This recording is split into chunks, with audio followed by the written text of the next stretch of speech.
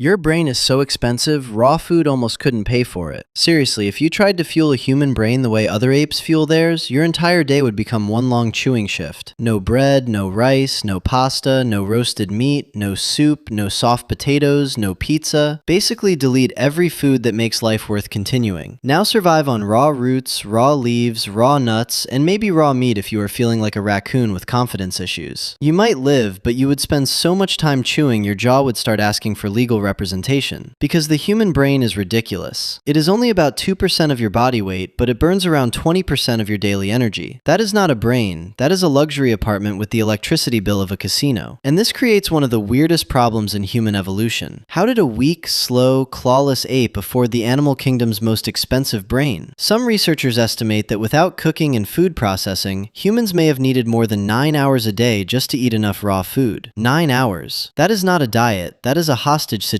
with vegetables. And this is where fire enters the story. Not fire as in, ooh, warm campfire. Fire as in the evolutionary cheat code that helped turn raw nature into brain fuel. Because before humans built cities, rockets, and comment sections arguing about air fryers, we had one brutal problem. Food was hard work. Raw meat is tough. Raw roots are fibrous. Raw leaves are low-calorie sadness. When food is raw, your mouth and gut have to do almost everything by themselves. You are not eating dinner, you are fighting it. Chimpanzees and gorillas spend huge parts of their day chewing and digesting tough foods. That is the trap. If survival requires half the day to disappear into chewing, there is not much room left for tools, hunting plans, children, or stories. Here is the part that changes everything. Cooking is not just making food taste better. Cooking is digestion before digestion. Heat softens tough tissues. It breaks down starches. It makes proteins easier to chew. It helps unlock usable energy. It kills many dangerous microbes. It turns food from good luck jaw muscles into here body enjoy. Raw food is a locked treasure chest. Cooked food is the same treasure chest after someone shows up with a crowbar. And for ancient humans, that crowbar was fire. But fire did not just improve dinner. It changed what the human body could afford. Because a bigger brain is not free. Evolution does not hand out giant thinking machines because they look cool in the brochure. A bigger brain needs fuel every second. When you are hunting, sleeping, or doing absolutely nothing, your brain is still burning through the budget. So before humans could become smarter, we had to solve the most boring problem in evolution, dinner. And we solved it outside the body. That is what makes humans so strange. A lion gets claws. A deer gets speed. A turtle gets armor. Humans got a kitchen.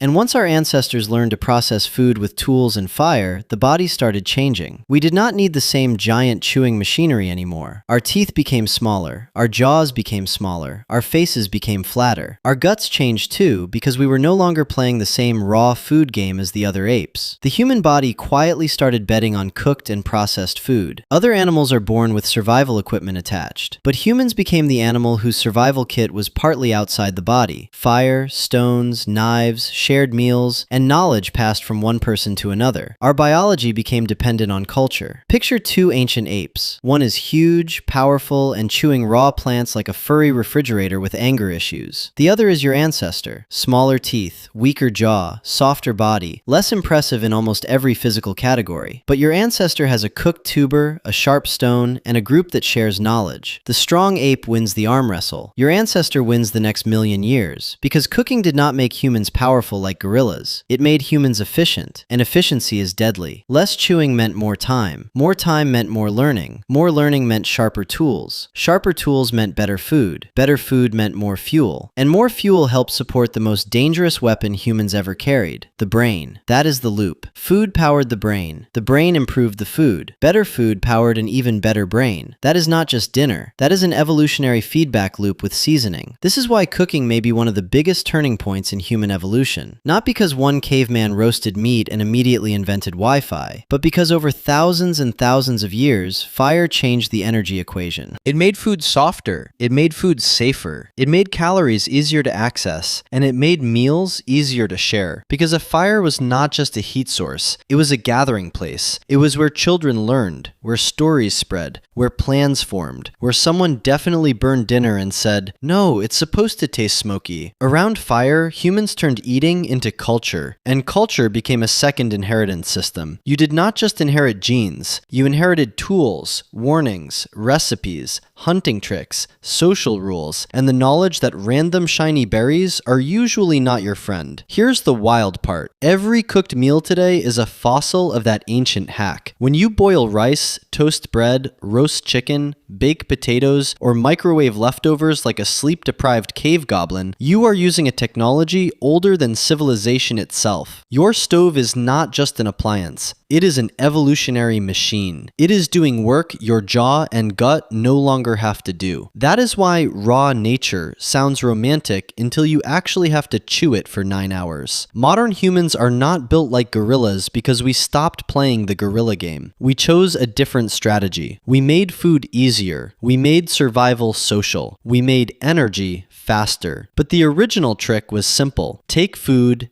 add heat, unlock energy, feed brain, change species. That is the real story, not humans discovered cooking. That sounds too small. The real story is that cooking helped create the kind of human that could discover everything else. With more energy and more time, the world opened up. Tools sharpened. Groups got smarter, language became useful, stories became survival technology, and the weak ape with fire became more dangerous than the strong animal with teeth. So the next time you eat a cooked meal, do not think of it as ordinary. That plate is ancient technology. That bite is part of the reason your jaw is small, your brain is huge, and your species became dangerously good at solving problems it probably created. Humans were not the strongest ape. We were not the fastest animal. We were not born with claws, armor, venom, or night vision. We were born hungry, fragile, and unbelievably expensive to run. But then we found fire, and fire did something evolution could not do quickly enough. It made food easier than nature intended. It helped shrink our jaws. It helped feed our brains. And it helped turn a vulnerable ape into the only animal that cooks its meals, tells stories about its origins, and still somehow burns toast. So no, fire did not just cook our food. Fire helped cook us into humans.